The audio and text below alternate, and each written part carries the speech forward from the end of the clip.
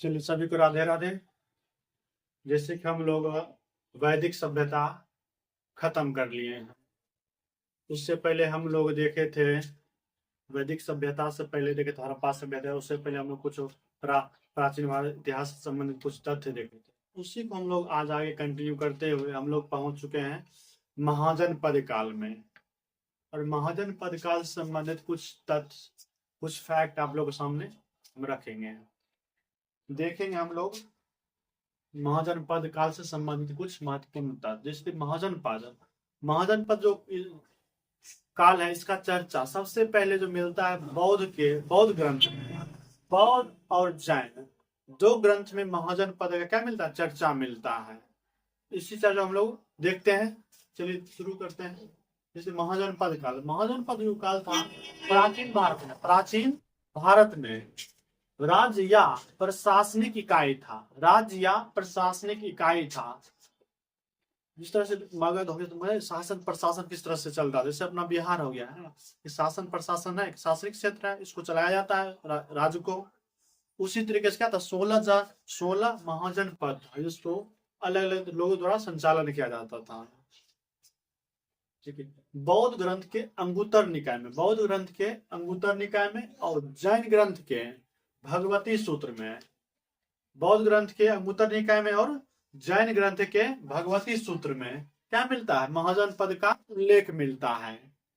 इसमें देखिए 16 महाजनपद की चर्चा क्या, भगवती सूत्र और अंगुत्तर निकाय में 16 महाजनपदों की चर्चा की गई है। यह क्षेत्र आधुनिक, अभी देख लीजिए, जैसे मतलब उस टाइम जो कहाँ पड़ता था और आधुनिक में अभी ये किस क्षेत्र में पड़ता है, और उस महाजनपद की राजधानी कहाँ था, ये सभी बातों को हम लोग देखेंगे। महाजनपद, राजधानी और संबंधित क्षेत्र। जैसे देखिए अंग की राजधानी कहाँ था? चंपा था। अंग की राजधानी चंपा था। यह जो क्षेत्र, अंग का क्षेत्र भागलपुर या मुंगेर के आसपास पड़ता था। और हम लोग का भी जो बेगूसराय डिस्ट्रिक्ट है, यह भी अंग का ही क्या क्षेत्र है। बेगूसराय डिस्ट्रिक्ट जो है हमारा अंग का ही क्षेत्र है। तो देखिए मगध की जो राजधानी है राजगिरी या गिरिवर्ज थी। और आधुनिक समय में जो मगध का जो क्षेत्र अभी जो पड़ता है, पटना गया के आसपास जो क्षेत्र है, ये पूरे मगध कहलाता था उस टाइम में। फिर देखिए काशी है, काशी की राजधानी वाराणसी, और अभी जो वर्तमान भारत में यह पड़ता है बनारस के यूपी में। यानी यूपी जो हम लोग का राज्य है, वहाँ एक जो जगह है बनारस, वहां से काशी का क्षेत्र मिला है। उसके वत्स है, वत्स की राजधानी कौशाम्बी है। यह जो क्षेत्र पड़ता है इलाहाबाद, जिसको हम लोग वर्तमान में प्रयागराज कहते हैं, जो योगी जी चेंज कर दे इनका नाम, इलाहाबाद को नाम प्रयागराज रखा गया है।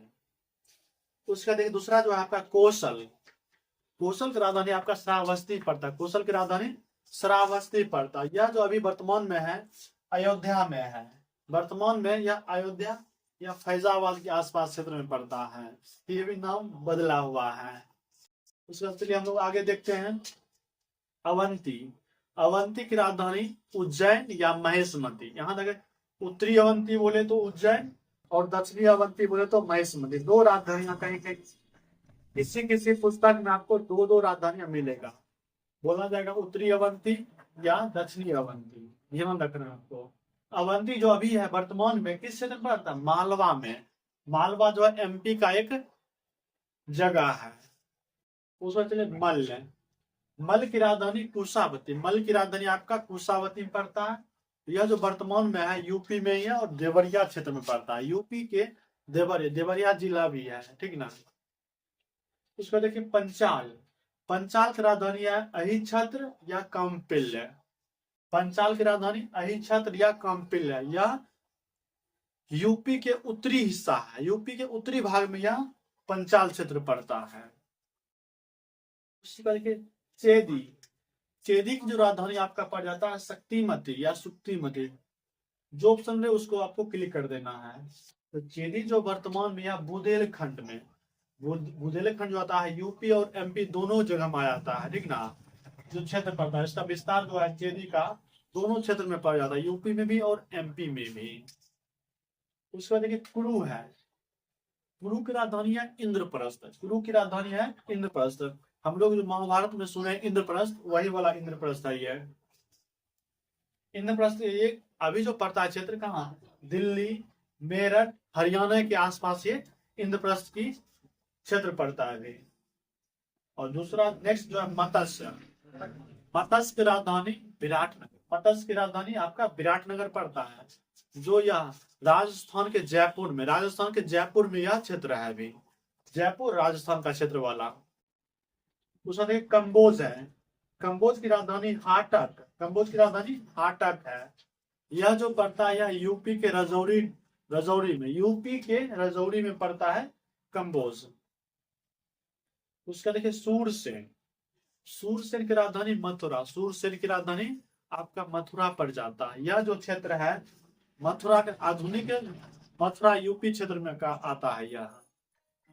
उसके बाद एक अस्मक, इंपॉर्टेंट है अस्मक, यह एकमात्र, अस्मक जो क्षेत्र है एकमात्र दक्षिण भारत का क्षेत्र है। अस्मक की राजधानी पोटिल या पोतन है, अस्मक की राजधानी पोटिल या पोटन है, ठीक ना। यह जो पड़ता है दक्षिण भारत का इकलौता महाजनपद है, दक्षिण भारत का इकलौता महाजनपद है।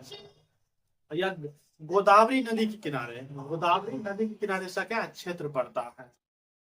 और जो लास्ट है 16वां महाजनपद आपका गंधार, 16वां महाजनपद क्या है, गंधार है। और गंधार की राजधानी तक्षशिला, गंधार की राजधानी तक्षशिला पड़ती है, जो वर्तमान में पेशावर या रावलपिंडी जो अभी पाकिस्तान में है। गंधार जो एक बच गया 16 महाजनपद में से एक, जो क्या है पेशावर या पाकिस्तान क्षेत्र में है। इस तरीके से हम लोग आपको महाजनपद का कुछ बात आपको सामने रखे हैं। इसमें महत्वपूर्ण बात है पुराण राजधानी और कहां से इसका साक्ष्य मिला है, बौद्ध ग्रंथ और जैन ग्रंथ, ये दोनों आपको याद रखना है। चलिए आज क्लास यही हम समाप्त करते हैं,